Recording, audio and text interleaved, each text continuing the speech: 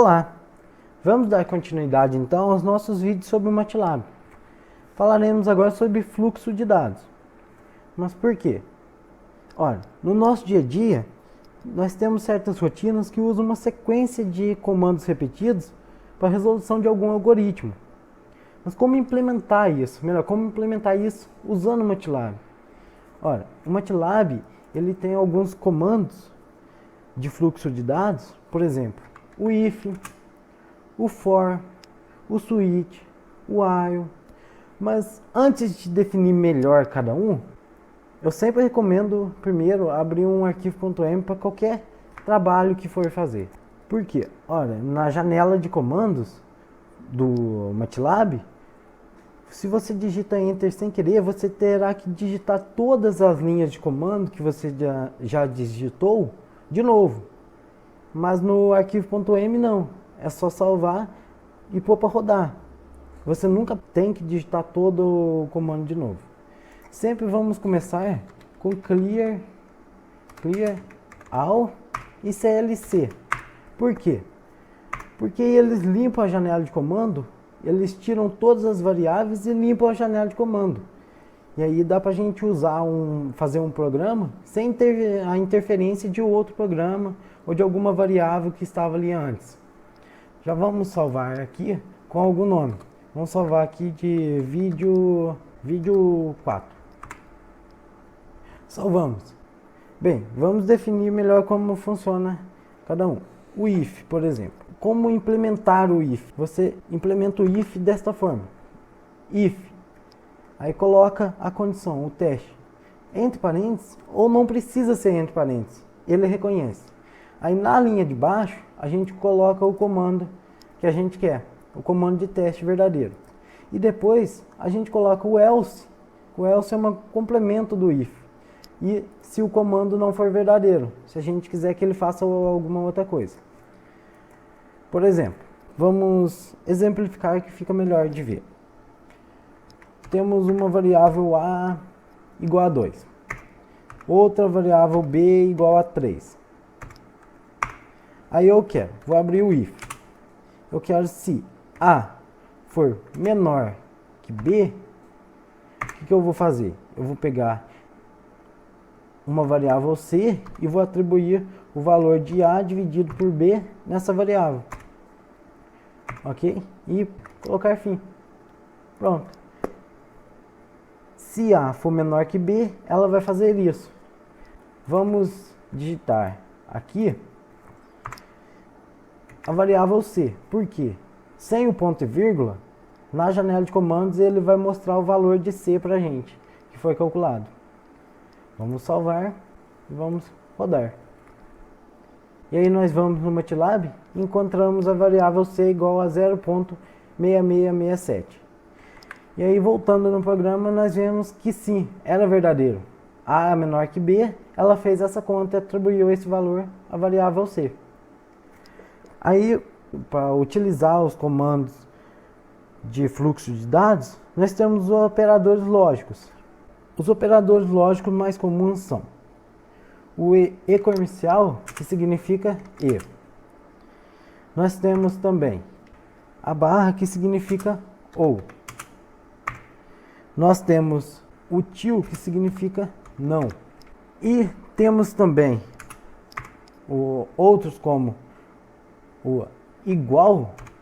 Temos que digitar igual duas vezes, porque ele está fazendo o teste e não atribuindo valor. Temos também maior, temos também maior ou igual e assim por diante. Vamos falar sobre o for. Como funciona o for? Olha, o for nós temos aqui uma imagem que fala como implementar o comando for. Você coloca for, a variável de controle, você adota uma variável, igual um valor inicial, um passo que você quer, até um valor final. E aí você coloca o comando na linha de baixo, que ela vai executar, enquanto isso aí for verdadeiro. Aí coloca fim. Se você não atribuir um valor para o passo, colocar só variável de controle igual ao valor inicial, dois pontos, valor final, ela automaticamente vai adquirir o valor 1 como passo. Para exemplificar melhor isso, vamos fazer um exemplo, um enunciado aqui. Ó. Uma carga monofásica é obrigada a manter seu fator de potência acima de 0,9 e não pode demandar mais que 900 watts do sistema. E aí nós temos que implementar isso no MATLAB. Bem, para resolver esse exercício, nós temos que ele veio de um circuito RLC. E aí nós temos os dados desse circuito RLC que foi dado. Aí temos a entrada. Esse circuito RLC, logo ele tem uma impedância. Então, nós vamos colocar impedância igual. A impedância vale 3 mais o imaginário vezes 2. Ok, ponto e vírgula. Aí nós temos que a tensão é igual a 110. Ponto e vírgula. Aí o que nós precisamos para o cálculo da potência? Nós precisamos achar a corrente desse circuito RLC. Como se calcula a corrente? Temos que a corrente I, vai ser igual a tensão dividido pela impedância. Nós temos que, para calcular a potência, nós precisamos do módulo da tensão, o módulo da corrente e o ângulo entre eles. Aí nós vamos precisar do módulo da corrente. Chamei uma variável de mod I, vai ser igual ao módulo. Como que se calcula o módulo? Módulo é ABS da corrente, valor absoluto da corrente. Aí nós precisamos também do ângulo entre a tensão e a corrente. Mas como calcular esse ângulo? Ora, esse ângulo é simplesmente o ângulo da carga. E aí nós temos que, para calcular um ângulo, ele vai ser o ângulo da impedância. Como que se calcula ângulo? Usando a função angle. Vamos fazer então ang, que é o ângulo, vai ser igual a angle de Z, que é a nossa impedância. Ok? E aí, nós já estamos prontos para calcular a potência. Como que se calcula a potência? Potência, P, vai ser igual a V vezes I vezes o cosseno do ângulo entre eles, que é o cosseno do ângulo que a gente já calculou. Prontinho. Aí nós temos a potência. Só que nós vamos precisar também do fator de potência para o exercício que a gente pediu. Como que é o fator de potência? O fator de potência vai ser igual ao próprio cosseno do ângulo. Aí nós calculamos o fator de potência. Olha, para calcular o exercício que a gente tinha lá, a gente precisava do fator de potência. Como que era esse exercício? Uma carga monofásica é obrigada a manter seu fator de potência acima de 0,9 e não pode demandar mais que 900 watts do sistema. É como nós vamos fazer isso? Bem, implementando o if. Agora, qual vai ser a nossa condição que é dada lá naquele exercício? A condição é, se o fator de potência for, ele tem que ser maior que 0,9. Então, se ele for menor que 0,9, o que eu vou fazer? Vamos lá, printf, o circuito precisa ser equilibrado. Um erro, fator de potência menor que 0,9. Ele vai fazer isso. Se o fator de potência for menor, ele tem que ser maior que 0,9. Se ele for menor que 0,9, o circuito precisa ser equilibrado. E se ele for maior que 0,9? Else. Caso contrário, né? Se não, e aí eu vou ter que, ele satisfez isso, então eu vou ter que o fator de potência ED, dois pontos, aí eu vou usar, travar ele em duas casas decimais, ponto 2, F, e logo depois eu coloco a variável que a gente colocou no percent, no ponto 2, percent F. Bem, mas essa não era a única condição. Tínhamos também a outra condição que o P não podia demandar mais que 900 watts do sistema. Então, vou abrir outro if. If, se P for maior que 900, o que vai fazer? Isso aqui é um dado crítico. O que a gente precisa fazer? Se a potência não pode demandar mais que 900 watts. Se ela demandou mais que 900 watts, o que a gente precisa fazer? O equipamento precisa ser desligado. Ok. Se ela for maior que 900, o equipamento precisa ser desligado. Se não, else, então, fprintf, Ctrl V, a potência é de ponto 2% f barra n já tem. Vírgula, nosso P. Ok. Mas as duas condições precisam ser satisfeitas também. Então, if, se. Vamos lá. Ok. Então vamos salvar o programa e rodar para ver se ele está sob a especificação que a gente colocou, qual vai ser o retorno do programa. Vamos rodar e vamos no MATLAB.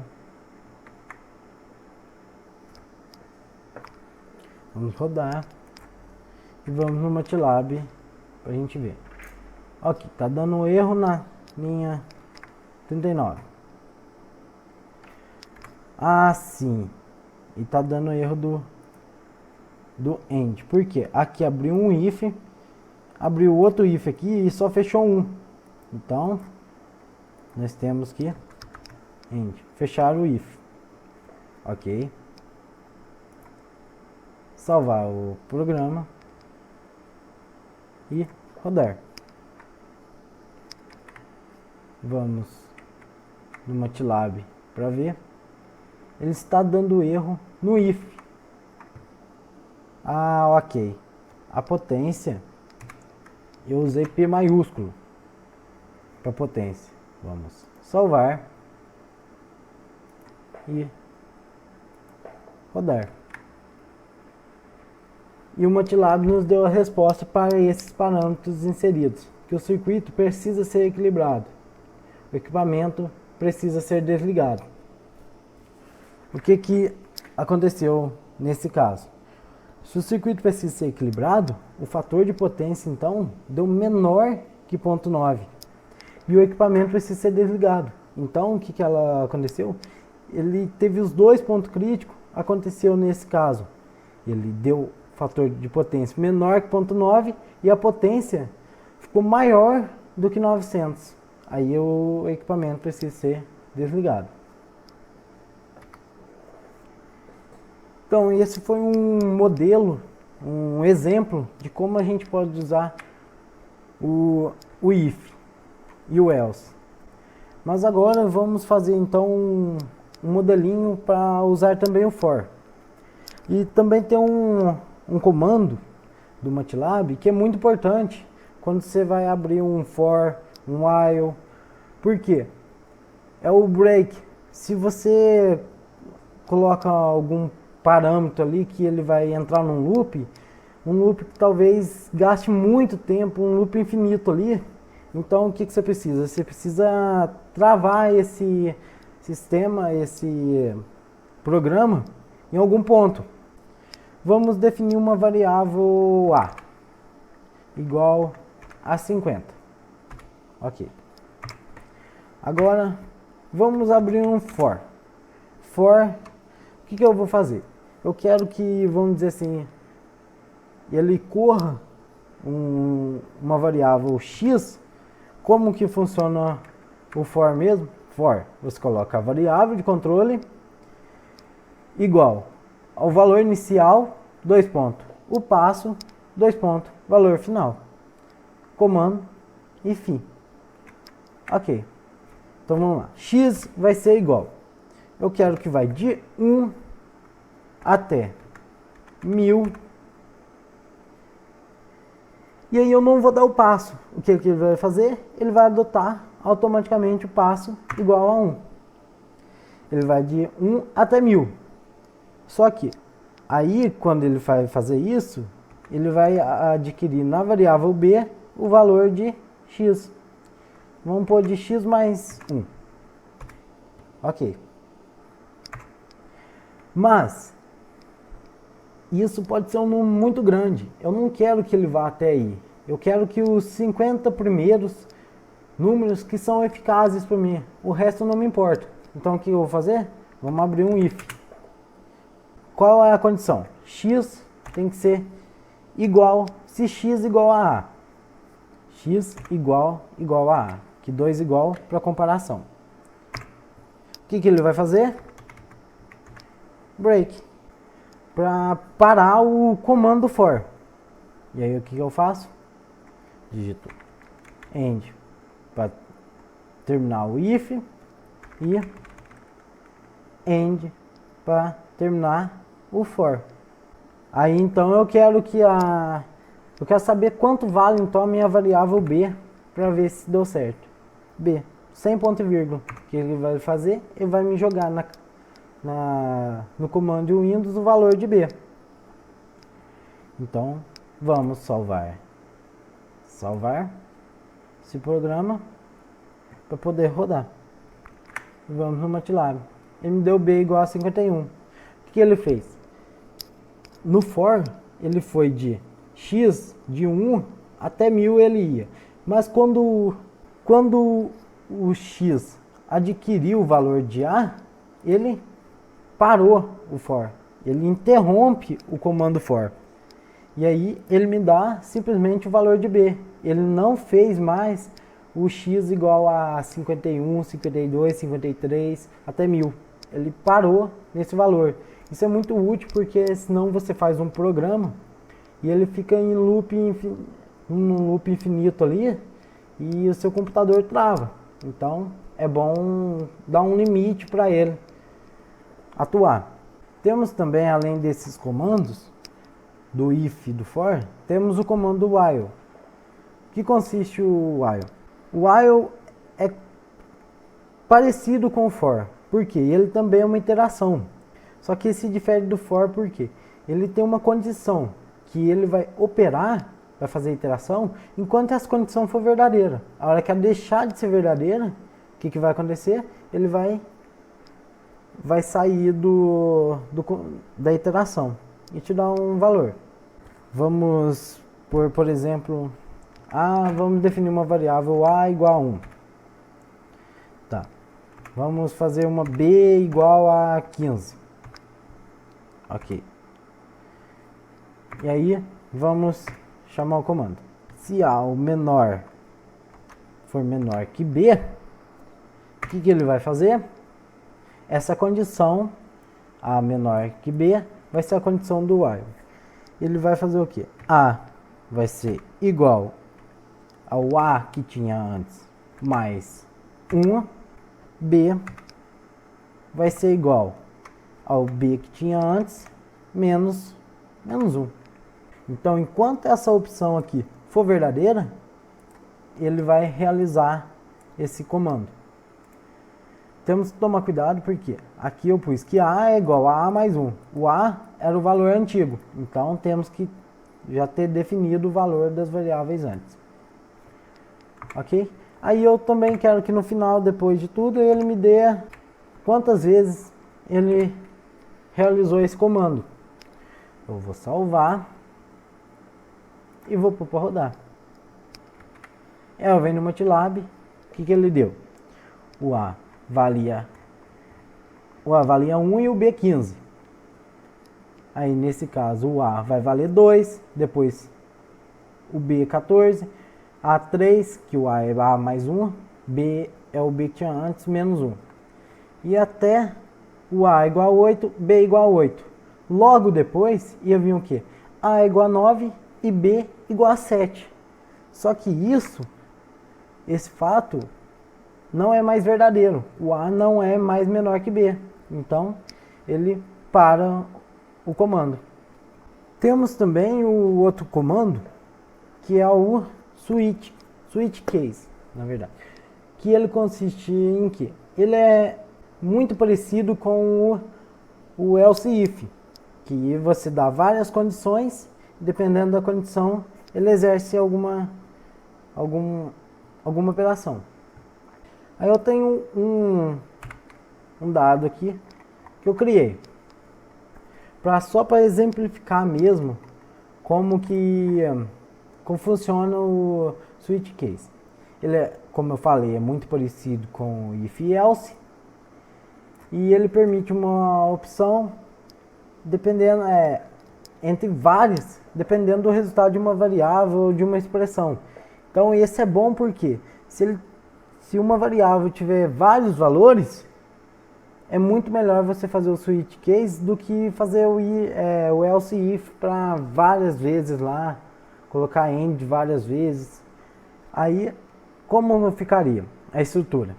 Switch, a expressão ou variável que você vai colocar, aí coloca case, aí case 1, por exemplo, caso 1, case caso 2, case caso 3, e depois você coloca, de cada case você coloca o comando, e por fim, aí caso contrário, você, se não adequar nenhuma dessas condições que você pôs, caso contrário, você coloca o comando que não se encaixou em nenhum dos casos.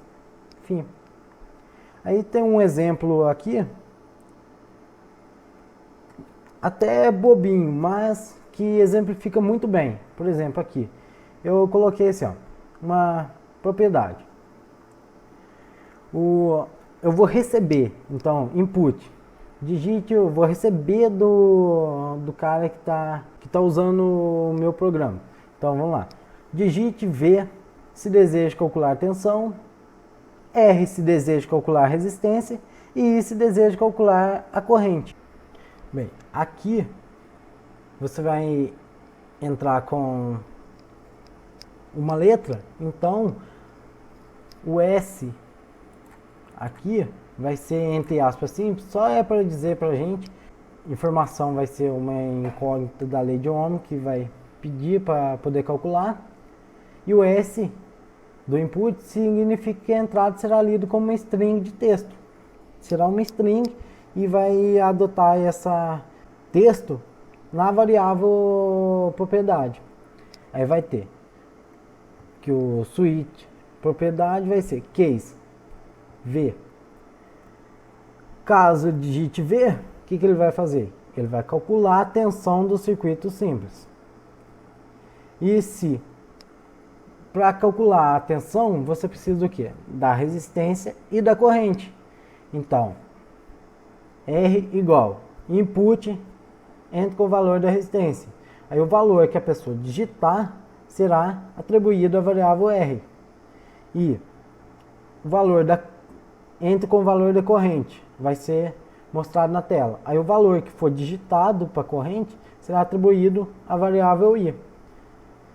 E depois disso, pela lei de Ohm, V é igual a RI. E aí eu vou postar, então, imprimir na tela, fprintf, a tensão é D.2F e a variável V que a gente vai imprimir na tela. E aí a gente não quis nem a tensão, mas a gente queria a resistência. A gente digitou então R. O que ele vai fazer? Ele vai pegar e falar assim, fprintf, vai jogar na tela, calculando a resistência de um circuito simples. Aí ele vai pedir, para calcular R, você precisa da tensão e da corrente. Então, vai falar, entre com o valor da tensão. Quando você digitar o valor da tensão, ele vai automaticamente inserir na variável V. E a mesma coisa para I. E por fim, R é igual, pela lei de Ohm, R é igual a V sobre I. E vai imprimir na tela, a resistência é de 0.2F ohms. Lembra que vírgula e a variável que você colocou no %F. E aí vai imprimir a resistência na tela. Se você não pediu nem resistência, nem tensão, mas pediu a corrente, o que ele vai fazer? Vai falar, calculando a corrente de um circuito simples. E aí, V vai ser igual, input, porque vai receber esse valor da tensão e a resistência também. O valor da resistência vai ser jogado em R, na variável R. Por fim, pela lei de Ohm, I é igual a V sobre R. fprintf, a corrente, vai jogar na tela, é de tantos ampere. E aí, caso não foi nem V, nem R, nem I, foi digitado outra coisa, caso contrário, otherwise, fprintf, erro de digitação. A pessoa digitou algum dado numérico não aceito para esse programa. E depois, fim. Salvar isto e rodar. O que o MATLAB deu? Digite V se deseja calcular a tensão, R se deseja calcular a resistência ou I se deseja calcular a corrente. Eu vou pedir R, V, eu quero a tensão. Olha lá, ele me dá, calculando a tensão de um circuito simples. Entre com o valor da resistência. Tá, minha resistência vai valer 3. Ok. Enter. Entre com o valor da corrente. Minha corrente 4. 3 e 4, quando ele tem que dar tensão, 12.